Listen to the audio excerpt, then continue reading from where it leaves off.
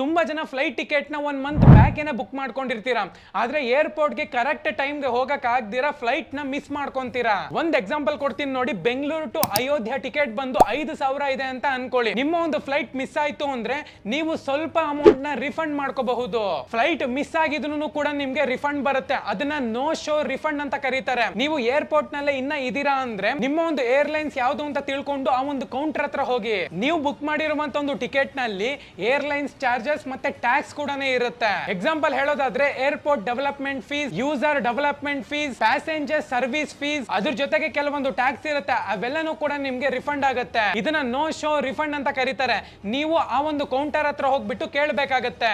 ನಿಮ್ಮ ಒಂದು flight ticket 5,000 ಆಗಿದ್ರೆ 300 ರೂಪಾಯಿಂದ ಹಿಡಿದು 700 ರೂಪಾಯಿ ಒಳಗಡೆ ನಿಮ್ಗೆ ಸಿಗಬಹುದು. ಇದೇನ್ ಬ್ರೋ ಇಷ್ಟೊಂದು ಕಮ್ಮಿ ರಿಫಂಡ್ ಅಂತ ಕೇಳೋದಾದ್ರೆ, ಏನು ಕೊಡದೇ ಇರೋದಕ್ಕಿಂತ 700 ರೂಪಾಯಿನ ಕೊಡ್ತಾರಲ್ವಾ, ನೀವು ಕ್ಯಾಬ್ ನಲ್ಲಿ ಆರಾಮಾಗಿ ಮನೆಗೆ ಸೇರ್ಕೋಬಹುದು ರಿಟರ್ನ್.